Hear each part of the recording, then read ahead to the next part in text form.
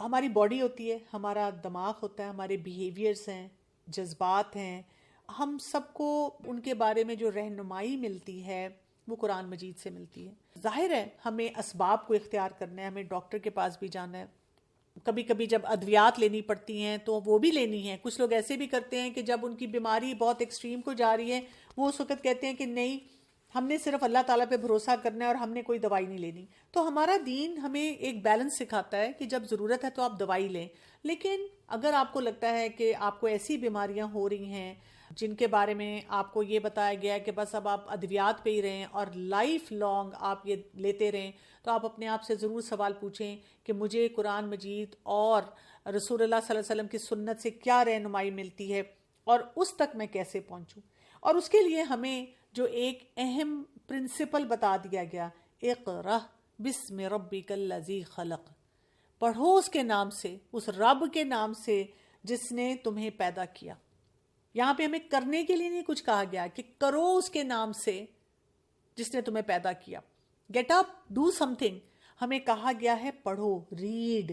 اس کا کیا مطلب ہے؟ ہم اپنی صحت کے معاملے میں اچھے ریڈرز بن جائیں اور ہم اپنے آپ کو بہتری کی طرف لے کر جائیں۔ اسی لیے آپ دیکھیں کہ جب ہم علم کی بات کرتے ہیں تو ہمیں احادیث سے بڑی اس کی فضیلت پتہ چلتی ہے۔ جس نے علم کا راستے پہ جانا شروع کیا، اللہ تعالیٰ اس کے لیے جنت کا راستہ آسان کر دیتے ہیں۔ کیوں؟ جب آپ علم حاصل کرتے ہیں تو آپ اپنے عمل کو بدلتے ہیں، اور اسی علم میں آپ کی صحت بھی آتی ہے۔ یعنی صحت کے بارے میں سنی سنائی باتوں پہ نہیں جاتے۔ میں روز دیکھتی ہوں کہ ایک ماں چھوٹے سے بچے کے ساتھ میرے پاس آئے گی اور وہ اس کو فیڈر دے رہی ہے، چوسنی دے رہی ہے، اور اسی طرح اوپر کی کمرشل فوڈز کھلا رہی ہے، اپنا دودھ دینے کے لیے تیار نہیں۔ کیوں؟ کبھی اس کو لگتا ہے کہ میرے دودھ سے بیماری ہو رہی ہے، کبھی اس کو لگتا ہے میرا دودھ ٹھنڈا ہو گیا ہے، میں تو نہا کے نکلی ہوں، میں کپڑے دھو کے نکلی ہوں، میں نے کوئی ٹھنڈی چیز کھا لی ہے۔ اب دیکھیں علم کی کمی ہے جس کی وجہ سے ہم نے اس طرح کی بہت سی باتوں کو اپنے اوپر لادا ہوا ہے، اور ہم جو صحیح فیصلے کرنے والے ہیں وہ نہیں کر رہے۔ اسی وجہ سے آپ دیکھیں کہ یہ جو علم ہے نا، یہ انسان کو ایک فریڈم دیتا ہے۔ ہم ایک قسم کی وہ چکی میں پس رہے ہیں۔ آپ نے وہ دیکھے جو ایک ہیمسٹر ہوتا ہے، ایک ویل ہوتا ہے، وہ اس میں گھومتا رہتا ہے، گھومتا رہتا ہے، گھومتا رہتا ہے۔ تو ہم بھی ایک قسم کے اسی ویل میں گھوم رہے ہیں۔ تیزی سے دنیا چل رہی ہے اور ہم پاگلوں کی طرح اسی کے پیچھے چل رہے ہیں۔ جیسے میں بہت سے لوگوں کو جب کہتی ہوں کہ پلیز اپنے گھروں میں فزی ڈرنکس نہ یوز کریں، جیسے بچے آ جاتے ہیں اور ماں خود ہی کمپلین کرتی ہے کہ دیکھیں یہ بچہ جو ہے نا فزی ڈرنک نہیں چھوڑتا، اسی لیے بیمار ہوا ہے۔ تو میں ان کو پوچھتی ہوں کہ آپ فزی ڈرنک رکھتے کیوں ہیں؟ تو آگے سے جواب بہت سادہ سا ملتا ہے، بہت معصومیت سے ملتا ہے، مہمانوں کے لیے۔ تو میں ان کو کہتی ہوں کہ آپ اپنے مہمانوں کو جنک کھلاتے ہیں۔ اس پہ بھی ایک بہت ہی معصوم سا جواب آتا ہے، کیا کریں جی، مہمان مائنڈ کرتے ہیں اگر ان کو یہ فزی ڈرنک نہ دی جائے۔ تو اب آپ دیکھیں کانسیپچولی ہم کتنے ویک ہیں۔ یعنی ہم اپنے بچوں کے سامنے کیا پریزنٹ کر رہے ہیں، اپنی فیملیز کے سامنے کیا پریزنٹ کر رہے ہیں۔ کوئی بیمار ہوتا ہے تو ان کو ہم جا کر مٹھائی دیتے ہیں جس میں صرف شوگر ہے اور اس میں گھی ہے، اور وہ بھی کوئی اچھی کوالٹی کا نہیں ہوتا، اور اس میں میدا ہے، اور یہ چیزیں جا کر ہم سب کو دے رہے ہوتے ہیں، اور سب کہتے ہیں اچھا جی مٹھائی کھلاؤ جی۔ یعنی ہم اپنی بیماریوں کو بڑھانے کا سامان جو ہے وہ کرنا شروع کر دیتے ہیں۔ یہ وقت آ گیا ہے کہ ہم جہاں پر اتنا کچھ سیکھ رہے ہیں، ہم ذرا اپنی صحت کے معاملے میں بھی محتاط ہونا شروع ہو جائیں اور اپنے پورے جسم کو اس بیلنس میں واپس لے کر آئیں جس پر اللہ تعالیٰ نے اس کو قائم کیا تھا۔ ہمیں امت وسط بنایا، ہمیں اعتدال دیا، ہمیں قرآن مجید میں ہی بتایا کہ پورے کے پورے اسلام میں داخل ہو جاؤ۔ تو ہمیں اپنی زندگی کا کنٹرول واپس لینا ہے، اور ہمیں یہ بھی دیکھنا ہے ہر شخص کو اپنی اپنی استطاعت میں صحیح فیصلے کرنے ہیں اپنی صحت کے معاملے میں۔ دیکھیں مجھے کئی دفعہ کچھ افراد ملتے ہیں جو کہتے ہیں میں تو نا کیک، براؤنی، چاکلیٹ کا شوقین ہوں، لیکن اس کے ساتھ میں اتنے سٹیپس کر لیتا ہوں، میں 15,000 سٹیپس کر لیتا ہوں، میں اتنی جاگ کر لیتا ہوں، میں جم جا کر اتنی ایکسرسائز کر لیتی ہوں۔ That doesn't solve the problem. یعنی اگر آپ نے بہت ایکسرسائز کر لی، بہت سا کام ایسا کر لیا، لیکن آپ نے وہ شوگر لی، وہ جو شوگر لی اس سے آپ کی باڈی میں انفلیمیشن شروع ہو جائے گی، آپ کی باڈی کو وہ اٹیک کرنا شروع کر دے گی۔ ہم سب کو کتنے افراد ایسے نظر آتے ہیں جو دیکھنے میں بڑے فٹ ہیں، ان کو کینسر ہو جاتا ہے، ان کو آٹو امیون ڈیزیزز ہو جاتی ہیں۔ میں ایسے فٹ افراد کو جانتی ہوں جو دیکھنے میں بڑے سلم ہیں لیکن ان کو بلڈ پریشر ہے، کسی کو سٹروک ہے، اسی طرح شوگر بھی ہو جاتی ہے. وہ کہتے ہیں پتہ نہیں کیوں دراصل خاندان میں ہے نا، جینز میں ہے نا، اس لیے مجھے ہو گئی ہے. اس لیے نہیں ہوئی کہ میں نے وہ جو ہے نا میٹھا کھا کے اپنے اندر خود ہی جنگ جو ہے وہ شروع کروا دی تھی. وہ تو ہمیں اپنی جو جنگ ہوتی ہے وہ نظر ہی نہیں آتی. تو قرآن مجید کو جب ہم کھولیں اور اس کو پڑھنا شروع کریں اور اپنے گھر والوں کو بھی پڑھائیں تو ہم دیکھتے ہیں کہ اللہ سبحانہ و تعالیٰ ہمیں اس میں بہت بہترین طور پر رہنمائی دیتے ہیں. یہ جو شفا ہے نا، یہ کیا ہے؟ یہ ہماری بیماریوں کا لوڈ کم کرنا ہے. یعنی کوئی ایسا ہیلنگ کا پروسیس ہے جس میں ہم نے اپنی باڈی میں جو ایکسیس ڈالی ہوئی ہے، جو امبیلنس کریٹ کیا ہوا ہے، اس کو ہم نکالتے ہیں. ہم اپنے لیے کوئی لمٹ بناتے ہیں کہ ہم دنیا میں کھانے پینے کے لیے نہیں آئے ہیں، ہم اللہ تعالیٰ کی عبادت کے لیے آئے ہیں. اور قرآن اسی طرح شفا ہے کہ ہم اپنی زندگی کا مقصد سمجھیں، اپنی جسم کو ایک امانت سمجھیں کہ ہم اس کی جواب دیں ہوں گے کہ ہم اپنے جسم کے ساتھ کیا کچھ کر رہے ہیں. اسی لیے دیکھیے کہ رسول اللہ صلی اللہ علیہ وسلم نے ایک حدیث میں کیا فرمایا تھا کہ کوئی ایسی بیماری نہیں اتری جس کا اللہ تعالیٰ نے علاج نہ دیا. اللہ تعالیٰ نے ہر بیماری کا علاج کریٹ کیا ہوا ہے. یعنی اگر آپ کہتے ہیں کہ شوگر لا علاج ہے، کینسر لا علاج ہے، اسٹروک ہو گیا لا علاج ہے، اسی طرح کوئی بھی اور آٹو امیون ڈیزیز کے بارے میں لوگ کہتے ہیں یہ اسکن انفیکشن ہے جی لا علاج ہے، تو سمجھ جائیں کہ اس کا علاج قرآن اور حدیث میں موجود ہے. ہمیں صرف ان صحیح راستوں کی طرف جانا ہے، ان کو اختیار کرنا ہے. اور جب ہم اپنے جسم کو وہ دیں گے جو اس کا علاج ہے، جو اللہ تعالیٰ نے پیدا کیا ہے، تو وہاں سے ہمیں فائدہ ہوگا. دیکھیں پوری کائنات کو دیکھ لینا. اللہ تعالیٰ نے آسمان بنایا، زمین، دن رات، پہاڑ، سمندر، میل فیمیل، مرد عورت، کیا ہارمنی ہے، کیا پرفیکشن ہے پورے سسٹم میں. پھر ہمیں ایک اتنا بیلنسڈ وے آف لائف دے دیا. یعنی دنیا میں کوئی بھی سائنٹیفک ریسرچ آپ پڑھتے ہیں تو آپ کو نظر آتا ہے کہ واہ بھئی یہاں پہ تو یہ آیت ہے، یہ اللہ کے حکم کے عین مطابق ہے. ہمیں سوچ دے دی، ہمیں بہت سارے فیئر سے، ڈر سے نکال دیا، ہمیں کنفیوژن سے نکالا، ہمیں کہا کہ شک کے بغیر اپنے دین کے مطابق چلو. لیکن ہم نے کیا کیا کہ ان سارے کاموں کو چھوڑ کر ایک ماڈرن ہونے کی اور ایٹ پار ہونے کی، بہت سارے کلچرز اور سوسائٹیز سے ان کے مقابلے پہ آنے کی کوشش کی. تو ہم اپنے آپ کو اب کیا بتائیں؟ آج کا میں جو ایک سبق جس پہ آپ کو چھوڑنا چاہوں گی، اور آپ کے اگر کچھ سوالات ہیں اس بیسکس کے بارے میں، تو میں یہ آپ کو کہنا چاہوں گی کہ ہم خواتین کا بہت بڑا رول ہے اپنی فیملی میں اچھے صحت کے اصول رائج کرنے کا، اور وہ بھی قرآن کے ذریعے، احادیث پہ عمل کرتے ہوئے.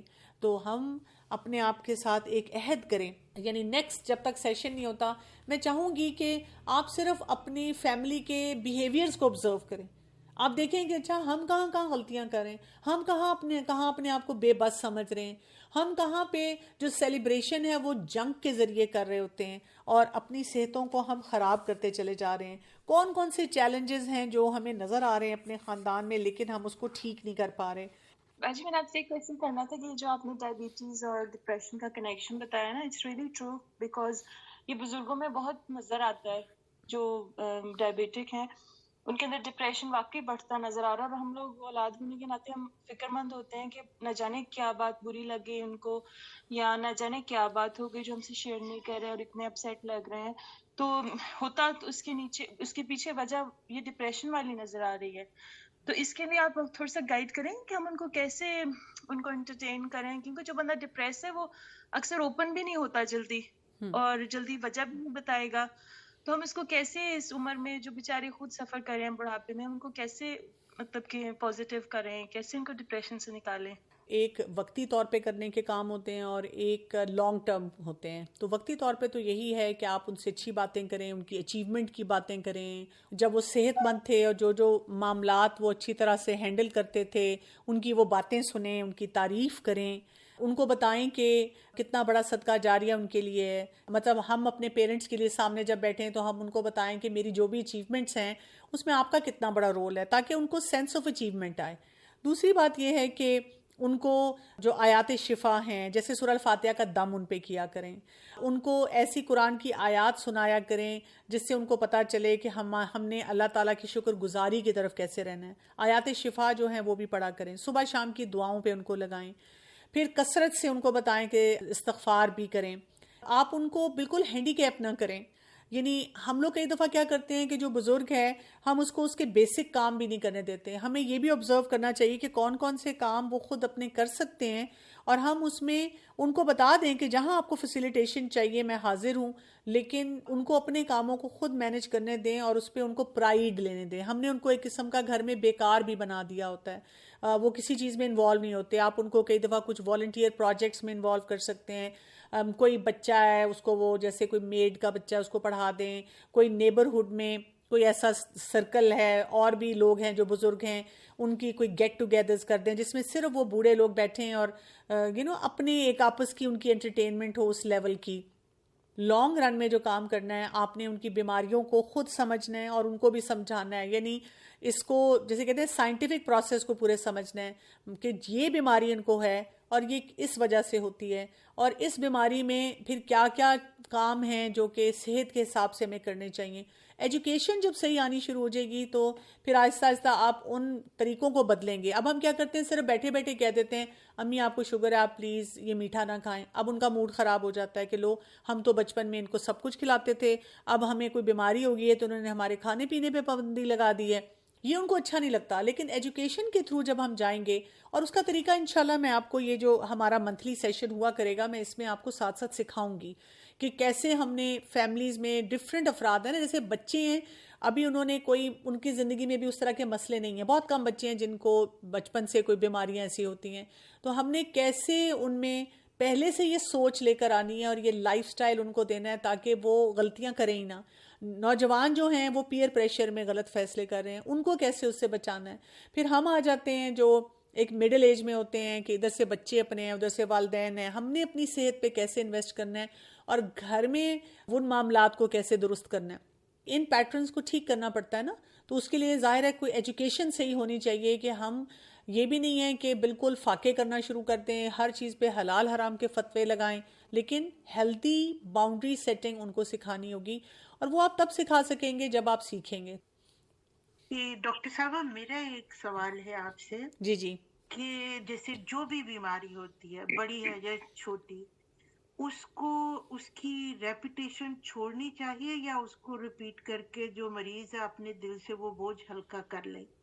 ہم کیا کرتے ہیں جیسے کوئی بیمار ہے نا تو اس کو بار بار وہ بیماری یاد دلا دیتی ہیں, تم یہ نہ کھاؤ تم ایسے ہو, تم یہ نہ کرو تم ایسے, تو یہ ریپیٹیشن چھوڑنی چاہیے یا کیا کریں؟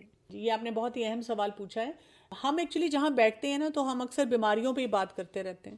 ہاسپٹل میں ہم ویٹنگ ایریا میں جتنی دیر پیشنٹ بیٹھتے ہیں, اگر وہ ایک بیماری کے ساتھ آئے ہوتے ہیں تو وہ آپس میں ایک دوسرے سے پوچھ کے تمہیں کیا بیماری ہے تمہیں کیا بیماری ہے, اور اس میں ہم اور کتنے گمبھیر ڈائگنوسس بنا چکے ہوتے ہیں, اور ایک دوسرے کو پرہیزوں کے مشورے, ڈاکٹر کیسی دوائی دیتے ہیں, کون کیا کرتا ہے, سارے مشورے دے دیتے ہیں. یعنی اگر ہم نے کہیں بیٹھنا ہی ہے کسی سے بات کرنی ہے تو سورہ الفاتحہ کا دم کر دیں, یا یہ کہ قرآن مجید کی کوئی آیات جو ہیں وہ دے دیں, آیات شفا جو ہیں وہ دے دیں, ان کو کوئی ایسی ایپ سے انٹروڈیوس کر دیں جس میں ساری دعائیں ہوتی ہیں, نظر کی ہوتی ہیں, جادو کے لیے ہوتی ہیں, جسمانی صحت کی بہتری کے لیے ہوتی ہیں, مایوسی سے اپنے آپ کو بچانے کے لیے ہوتی ہیں. یہ معاملات جو ہیں وہ ہم ان کو دیں اور اپنے آپ کو پراپرلی ایجوکیٹ کر کے ان سے بات کریں. دوسرا یہ کہ اصل کام یہ ہوتا ہے کہ ہم ہر شخص کو اس کی صحت کی رسپانسبلٹی دیں. ہم یہ نہ کریں کہ ان کی رسپانسبلٹی ہم لینا شروع کر دیں. ظاہر ہے میں اگر والدہ ہوں تو میرے بچوں کی صحت وہ میری رسپانسبلٹی ہے کہ میں نے ان کو ایجوکیٹ بھی کرنا ہے, ان کو سکھانا بھی ہے. تو ان کے لیے تو میں کوئی فیصلہ کر سکتی ہوں, لیکن اس میں بھی وزڈم, حکمت ہونی چاہیے. یہ نہیں ہے کہ میں روک ٹوک کر کے جنگی ماحول بنا کر ان سے بات کروں. اور آپ کا کوئی پیارا ہے, آپ کی اس سے انڈرسٹینڈنگ ہے, آپ اس سے اگر ہر دفعہ پوچھتے ہیں کہ آئی ہوپ آپ کی شوگر کنٹرول ہے, آپ بہتر محسوس کر رہے ہیں, تو وہ ان کو اچھا لگتا ہے. جیسے میں اپنی والدہ سے ملوں تو اگر مجھے لگے کہ ان کی طبیعت آج ٹھیک نہیں لگ رہی تو میں ان سے پوچھ لیتی ہوں کہ آپ کا بلڈ پریشر ٹھیک ہے, آج آپ نے چیک کیا ہے. ان کو اچھا لگتا ہے کہ اچھا میں کنسرن شو کر رہی ہوں.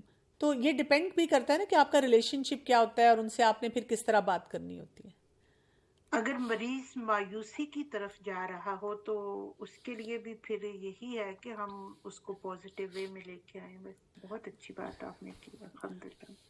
جو مایوسی کی طرف جاتا ہے پیشنٹ, اس کے لیے یہ بھی ضروری ہے کہ اس کو اپنے ساتھ کسی نہ کسی ایکٹیویٹی میں انگیج کیا جائے, اس کی لائف میں بیلنس لایا جائے. جب وہ بیلنس آنا شروع ہوتا ہے تو پھر مایوسی بھی ہٹنا شروع ہو جاتی ہے. جیسے اگر کوئی لیٹا ہی رہتا ہے اور ہم اس کو لیٹ نہیں دیں تو اس کو تھوڑا سا اٹھایا, اس کو بٹھایا, اس کو کسی کام میں انگیج کیا, کوئی نہ کوئی ایکٹیویٹی ان کے ساتھ کریں جو وہ مینیج کر سکتے ہیں. کبھی کبھی ہم مطلب رقیہ وغیرہ, رقیہ والی آیات وغیرہ اور آیات بھی پڑھ کے اپنے آپ اوپر دم کر رہے ہوتے ہیں یا اپنے کسی فیملی ممبر پہ دم کر رہے ہوتے ہیں, تو مطلب ہم بہت عرصے تک کرتے رہتے ہیں and it seems as though there is no effect. تو مطلب at what point should we stop, یا مطلب ہم کوئی آیات بدلیں یا آئی ڈونٹ نو, مطلب ایسے کیا کرنا چاہیے مہینوں تک اگر فار ایگزامپل کر رہے ہیں and there is like no change, ایسے لگ رہا ہوں. یہ آپ نے بہت ہی اہم سوال پوچھا ہے. اب میں آپ کو اس کی مثال اس طرح دیتی ہوں کہ ایک ڈائبیٹک پیشنٹ ہے, وہ رقیہ بھی سنتا ہے اور ساتھ حلوہ اور گلاب جامن بھی کھاتا ہے, اور پھر وہ کہتا ہے کہ رقیہ سے فرق نہیں پڑا. میں نے آپ کو بالکل سمپل مثال دی ہے, یعنی ہر بیماری کے ساتھ کچھ کھانے والے کام, کچھ سونے کا ٹائم, فزیکل ایکٹیویٹی کا ٹائم, اسٹریس مینجمنٹ کا ٹائم, سوشل ریلیشن شپ کا ٹائم, بہت سارے فیکٹرز ہوتے ہیں جو اس بیماری میں کنٹریبیوٹ کر رہے ہوتے ہیں نا. اللہ تعالیٰ کے کلام میں تو اتنی طاقت ہے کہ اللہ تعالیٰ چاہے تو وہ کن کہہ دے اور وہ ہو جائے, وہ بیماری 1 منٹ میں چھٹ جائے. میریکولس ایسی باتیں ہمارے سامنے آتی ہیں. ہم نے کسی پیشنٹ کو بتایا ہوتا ہے کہ تمہیں یہ بیماری ہے, اس کا کوئی علاج نہیں, اور کچھ دنوں کے بعد وہ آتا ہے اور وہ یہی کہتا ہے کہ میں نے سورہ رحمان سنی, میں رقیہ سنتا رہا, میں صبح شام دعائیں پڑھتا رہا, میں قرآن مجید کو بہت زیادہ پڑھا, میں نے استغفار کی کثرت کی اور میں ٹھیک ہو گیا. لیکن بائی لارج اللہ تعالیٰ نے اس پوری زندگی کو, دنیا کو اسباب کے ساتھ بھی جوڑا ہوا ہے. یعنی یہ ایک پورا ایک قسم کا نیٹ ورک ہے کہ آپ دعائیں بھی کریں, آپ فزیکلی بھی کچھ کام کریں, ذہنی سوچ کو بھی اپنی بدل رہے ہیں, پھر آپ نے جو اپنے دینی کام کرنے ہیں, فرائض کرنے, ان کو بھی پورا کر رہے ہیں. تو جب آپ کی ایک ہولسٹک اپروچ ہوتی ہے نا, تو اس ہولسٹک اپروچ کے ساتھ آپ کو ریزلٹ صحیح ملتے ہیں. تو ہم کیا کرتے ہیں کہ ایک چیز کو پکڑ لیتے ہیں. کچھ لوگ کیا کرتے ہیں کہ صرف پرہیز پہ چلے جاتے ہیں, لیکن پھر ان کو وہی بات ہے, ڈپریشن کی ویوز آتی ہیں, کیونکہ نہ وہ نماز پڑھ رہے ہیں, نہ اللہ سے تعلق کو مضبوط کر رہے ہیں. مجھے کئی دفعہ کچھ لوگوں کو دیکھ کر صاف نظر آ رہا تھا, میں کہتی ہوں کاش یہ انسان صرف نماز پڑھنی شروع کر دینا تو اس کے بہت سے مسئلے حل ہو جائیں. یہ ایک پورے پلیٹ فارم پہ ہر چیز کو لا کر دیکھیں, اور پھر یہ بھی یاد رکھیں کہ کبھی کبھی ایک بیماری بڑھتی چلی جا رہی ہوتی ہے, آپ نے بہت کچھ کیا, تو پھر کیا ہے اس میں اللہ تعالیٰ نے ہمارے لیے پھر بھی بہت سے فائدے رکھے ہوتے ہیں. ہمارے کتنے گناہ جھاڑ رہے ہوتے ہیں, کتنے درجات بلند ہو رہے ہوتے ہیں. کئی دفعہ اللہ تعالیٰ نے گھر والوں کے لیے رکھا ہوتا ہے کہ ان کو خدمت کا موقع مل رہا ہوتا ہے. کئی دفعہ مریض اگر خود اپنے آپ کے لیے اپنا دم کر رہا ہے, جتنی دفعہ دعائیں پڑھ رہا ہے, جتنی دفعہ قرآن اور سنت پہ عمل کر رہا ہے, اس وقت اللہ کو یاد کر رہا ہے, اس کے اللہ تعالیٰ سے تعلق مضبوط ہو رہا ہے, اللہ تعالیٰ اس سے راضی ہو رہا ہے. تو ہمیں یہ سوچنا ہے کہ قرآن اور حدیث کے مطابق اپنی زندگی کو بہتر بنانا, it's a total win win, اس میں کوئی لاس نہیں ہے آپ کا. میں اپنی ایک ایکسپیرینس شیئر کرنا چاہوں گی. کسی نے اسی طرح کہا نا کہ میرے سر میں درد بہت ہے, تو میں نے اس کو ایسے ہی کہا, میں نے کہا آپ ایسے کریں, سورۃ الفاتحہ تو آتی ہے, اس کو پڑھیں اور اپنے ہاتھوں کے اوپر پھونک کے نا تو سر پہ پھیرنا شروع کر دیں. کہتی کتنی دفعہ پھیرو؟ میں نے کہا جتنی مرضی دفعہ پھیرو, لیکن ہر نماز کے بعد جب بھی آپ کوئی اچھا کام کرو, وضو کرو, اس کے بعد آپ اسی طرح اذان سنو, تو آپ اس کو شروع کر کے دیکھو. یقین کرے, وہ کہتی باجی یہ تو میں نے خود ہی اپنا علاج کر لیا, اور وہ کہتی ہے میں بالکل ٹھیک ہوں. تو میں نے اس کو کہا تم تو ٹھیک ہو, لیکن جب میرا سر درد کرتا ہے نا تو مجھے پیراسٹامول لینی پڑتی ہے. تو یہ ہوتا ہے بعض دفعہ نا, ہم کسی کو کوئی چیز بتائیں تو اس کا توکل اتنا اللہ پہ چلا جاتا ہے, جو میں نے اس سے لرن کیا کہ واقعی پھر اس کو شفا مل جاتی ہے. اور ہم جو ہے نا, ہم پڑھتے بھی ہیں تو ساتھ ساتھ پیراسٹامول لے کے ہم کہتے ہیں انشاءاللہ. اچھا, اس میں نا یہ بھی ایک اپروچ ہوتی ہے. میں دوائیوں کے بہت زیادہ فیور میں نہیں ہوں, لیکن کبھی کبھی آپ کو دوائی کی ضرورت پڑتی ہے. تو جب آپ کو دوائی لینی پڑے, بجائے اس کے کہ ہم اس دوائی کو برا بھلا کہیں, دل کو تنگ کریں, ہمیں اس وقت بھی اللہ کا شکر ادا کرنا چاہیے کہ میرے رب تیرا شکر ہے کہ اس بیماری کے لیے یہ دوائی موجود ہے. ہو سکتا ہے کہ اس بیماری کے 2 سائیڈ افیکٹ ہوں, اس پہ بھی شکر کرنا چاہیے کہ اللہ تعالیٰ اس سے 10 سائیڈ افیکٹ بھی تو ہو سکتے تھے نا, لیکن میرے رب تو نے کتنی اور مشکلات سے ابھی بھی ہمیں بچا کے رکھا ہوا ہے. یعنی اللہ تعالیٰ کا جو اللہ نے اپنا وعدہ کیا ہے نا وہ تو پورا ہونا ہی ہے، کمی تو ہمارے اندر ہی ہے کہیں نہ کہیں، چاہے وہ دوائی کے ذریعے ہو یا دعا کے ذریعے ہو یا جو بھی ہو. اسی لیے حکمت کی دعائیں بھی پڑھتے رہنا چاہیے نا کہ اللہ تعالیٰ مجھے یہ حکمت عطا فرمائے کہ مجھے پتہ ہو کہ میں نے کب دوائی کا استعمال کرنا ہے، کب میں نے کس جگہ تک میں نے خود اپنے اس مسئلے کو مینیج کرنا ہے. جو ڈاکٹر انسٹرکشنز دے رہا ہے، دیکھیں ڈاکٹرز پرہیز کے بارے میں بتاتے ہیں لیکن ہم اس کو بہت لائٹلی لیتے ہیں، ہم زیادہ بھروسہ ادویات پہ کرتے ہیں. کچھ لوگ کیا کرتے ہیں کہ ان کو دوائی کی ضرورت ہوتی ہے تو وہ پرہیز پہ بہت بھروسہ کرتے ہیں اور ادویات نہیں لیتے اور ان کی بیماری نہیں ٹھیک ہوتی.